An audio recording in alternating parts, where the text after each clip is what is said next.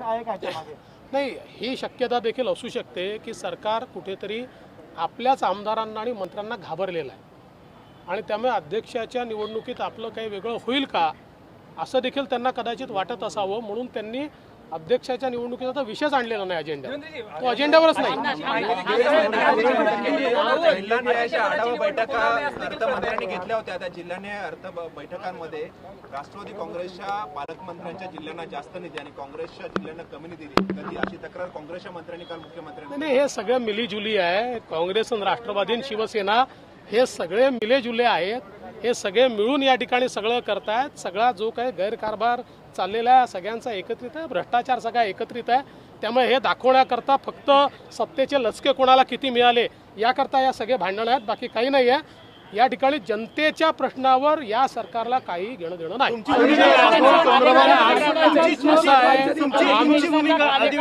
आमची भूमिका अतिशय स्पष्ट आहे. आम्ही याच्यावर विरोध मत नोंदवलेला आहे, आम्ही वॉकआउट केलं आहे. अधिवेशनामध्ये जे कालावधी मिळेल त्या कालावधीमध्ये जे आयुध आमच्याकडे असतील त्या आयुधांचा वापर करून जनतेचे प्रश्न आम्ही आक्रमकपणे त्या ठिकाणी मांडू आणि सरकारला निश्चितपणे त्या ठिकाणी उत्तरं द्यायला भाग पाडू. असं आहे की अध्यक्ष पदाच्या निवडणुकीचा कुठलाही कार्यक्रम सरकारने दाखवलेला नाही, कुठलाही कार्यक्रम दाखवलेला नाही. तर्फी केवळ ओढून न्यायचा आहे. सरकारच्या वतीनं पहिल्यांदा बजेटची प्रोसेस देखील पूर्ण करायची नाही अशा प्रकारचा प्रस्ताव मांडण्यात आलेला आहे की ज्यामध्ये केवळ बजेट मांडायचं, त्याच्यावर चर्चा करायची, मागण्या मांडायच्याच नाही, जे पूर्णपणे बेकायदेशीर आहे अशा प्रकारे करता येत नाही. अतिशय स्पष्टपणे या ठिकाणी आमची मागणी होती की पूर्ण अधिवेशन झालं पाहिजे. राज्यामध्ये इतके वेगवेगळे प्रश्न आहेत, वीज जोडण्या तोडण्याचं काम चाललेलं आहे, कायदा सुव्यवस्थेचे प्रश्न मोठ्या प्रमाणात आहेत, शेतकऱ्यांचे प्रचंड मोठे प्रश्न, त्यात अनेक प्रश्न आहेत, हे मांडायचे कुठे. परंतु सरकार हे ठरवून आलं होतं की आपल्याला कामकाज केवळ रेटून न्यायचं आहे आणि कामकाज करायचंच नाही आहे, कामकाजापासून पळ काढायचं आहे. आणि म्हणून त्यांनी अतिशय छोटं आणि कुठल्याही कायद्यात नियमात न बसणारं अशा प्रकारचं अधिवेशन या ठिकाणी घेतलं आहे. स्वतः सुधीर भाऊ मुनगंटीवार यांनी स्पष्टपणे सूचना मांडली की तुमचा बजेटचा प्रॉब्लेम असेल आणि आत्ता तुम्हाला घ्यायचं नसेल तर तुम्हाला लेखानुदान घेता येतं, तुम्ही लेखानुदान घ्या आणि ज्यावेळेस कोरोनाची स्थिती कमी होईल त्यावेळेस फुल फ्लेज बजेट घ्या. पण बजेटपासनं पळ काढणं हे महाराष्ट्राच्या इतिहासात यापूर्वी कधी झालेलं नाही. त्यामुळे या सरकारच्या या पळपुट्या धोरणाला निषेध करून, त्याचा विरोध करून आम्ही बिझनेस ॲडवायझरी कमिटीवरनं त्या ठिकाणी बहिर्गमन केलं.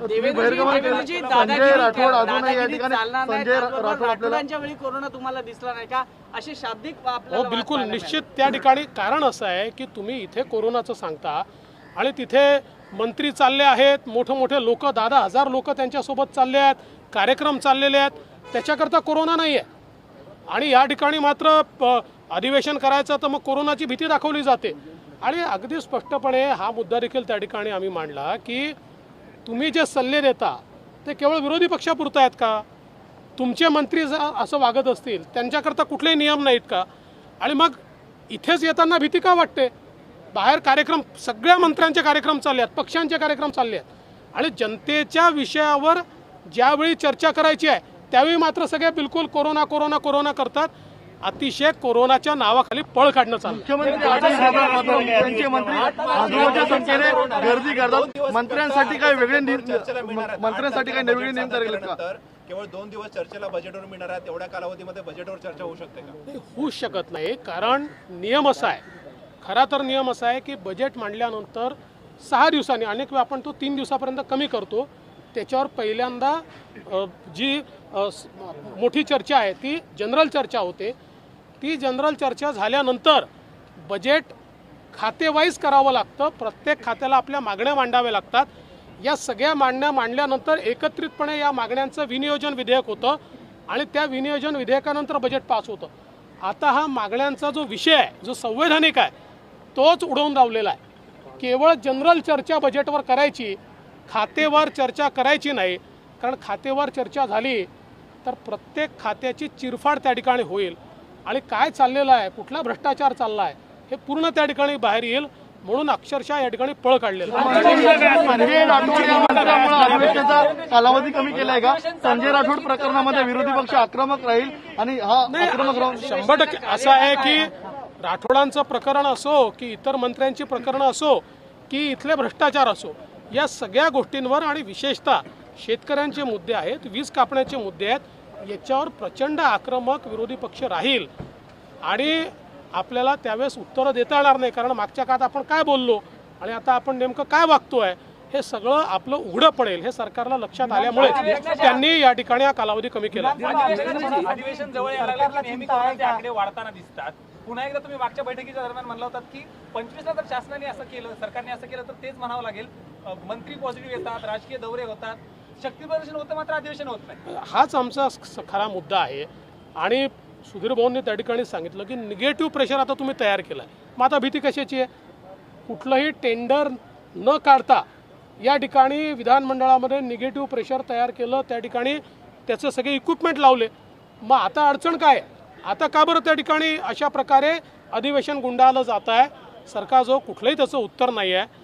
कोरोनाच्या नावाखाली अधिवेशन छोटं केलं जातं असं आमचं विधानसभा अध्यक्षाची निवडणूक होणार आहे त्याला बघून विधानसभा अध्यक्षपदाची निवडणूक होणार. प्रश्न असा आहे की असं सांगितलं जात आहे की सरकारला चिंताही आहे की काही मंत्री किंवा आमदारांनी पॉझिटिव्ह रिपोर्ट आणि नंबर्स कमी झाले तर अधिवेशनाचा कार्यकाळ हा पहिला आठवडा आणि दुसऱ्या आठवड्यात बजेट आणि 2 दिवसात त्याच्यावर चर्चा एवढाच आहे. देवेंद्र जी, आपने वॉकआउट किया है, क्या मुद्दे थे और किन चीजों को लेकर करना? देखिए, मैंने बहुत स्पष्ट रूप से हम लोगों ने सरकार को ये कहा कि कोरोना के नाम पर आप जो अधिवेशन को छोटा करने की कोशिश कर रहे हो, आपके मंत्री 10-10 हजार लोग लेकर जाते, आपके अलग अलग मंत्रियों के बड़े बड़े सम्मेलन होते, उसमें हजारों लोग आते, वो उनके साथ में बड़े बड़े भाषण करते, और अधिवेशन में आने के लिए कोरोना का डर क्यों है भाई?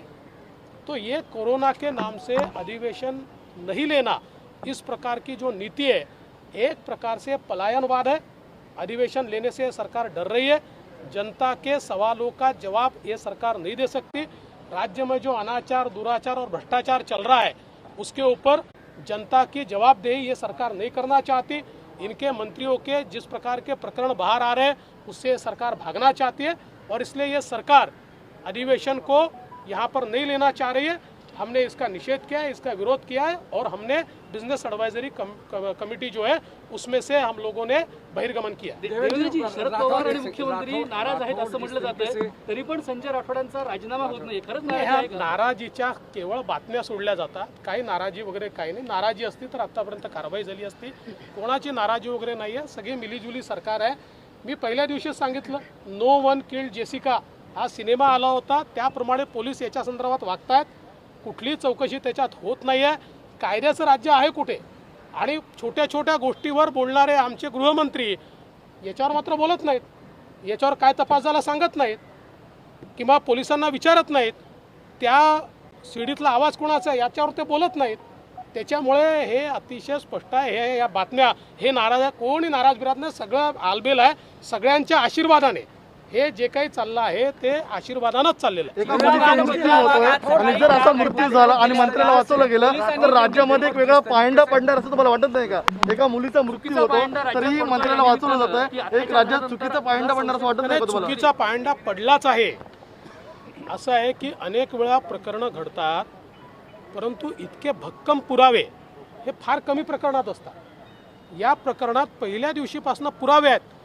मला असं वाटतं की इतके पुरावे असताना पोलिसांनी कुठलीच कारवाई केलेली नाही. काहीच कारवाई नाही आहे. म्हणजे जर माध्यमांनी या सगळ्या गोष्टी दाखवल्या नसत्या तर मला तर असं वाटतं की या प्रकरणाला हे प्रकरण समाप्त देखील झालं असतं. अशा प्रकारची अवस्था आहे. म्हणून मी म्हटलं कुठेही कायद्याचं राज्य या ठिकाणी पाहायला मिळत नाही. आणि हा जो काही पायंडा पाडतायत आणि हे नाराजी फराजी वगैरे जे सांगतायत सगळा आशीर्वाद आहे. आशीर्वादाने नीट चाललेला आहे. स्टेशनला देखील गेल्या, परंतु त्यांना उडवून लावलं आणि तशी त्यांनी पत्रकार परिषद घेऊन देखील सांगितलं की पोलीस देखील या सगळ्या प्रकरणाला पाठीशी घालतायत. आजचा जो प्रकार पाहिला तो त्याकडे कसं बघता? 100% असं आहे की ज्या प्रकारचं वर्तन पोलिसांचं त्या ठिकाणी पाहायला मिळालं हे काय खाजगी मालमत्ता आहे? तिथे बसलेले जे पोलीस आहेत ते काय खाजगी मालक आहेत का? या राज्यात कायदा आहे, सुव्यवस्था आहे, ती काय सगळी संपली आहे का? म्हणजे हे जे काही वागणं आहे, म्हणजे मी अनेक वेळा एक शब्द ऐकला, बनाना रिपब्लिक. आपण तिकडे वाटचाल करतोय का बनाना रिपब्लिककडे, की अशा प्रकारच्या घटना झाल्यानंतर तो मंत्री आहे की तो आमदार आहे, अशा कॅटेगरी वाईज आपण त्याच्यावर कारवाई करणार आहोत का? सामान्य माणसावर वेगळी कारवाई. पोलीस पूर्ण दबावाखाली आहेत. खरं म्हणजे पहिल्यांदा तर कारवाई पोलिसांवरच झाली पाहिजे. देवेंद्र जी राठौड़ को लेकर जिस तरीके से राठौड़ को लेकर के लगातार सरकार कह रही हम जांच के बाद कार्रवाई करेंगे, तब तक नहीं करेंगे.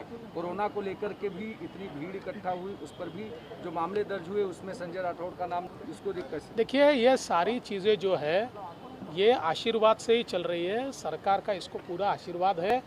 और जिस प्रकार से ये चीज़ें हमको देखने को मिलती है, नॉर्मल केसेस जो होती है उसमें इतने एविडेंसेस नहीं होते, पर इस केस में इतनी ऑडियो क्लिप्स, और देखिए क्या होता है कि जो एविडेंस होता है उसको जोड़ने वाली कड़ियाँ लगती है, वो सारी कड़ियाँ जुड़ने के बावजूद भी एक कदम भी आगे नहीं बढ़ी है. हमारे गृह मंत्री को लता दीदी की चौकसी करना है, उसमें बहुत उनको इंटरेस्ट है. सचिन तेंदुलकर का ट्वीट आया तो उसके बारे में बोलने में उनको इंटरेस्ट है, लेकिन इतना महत्वपूर्ण विषय मंत्री के बारे में इतने एविडेंस के साथ आने के बावजूद उसके ऊपर वो एक शब्द नहीं कहते. सबके होठ सिले हुए हैं, ये सब मिले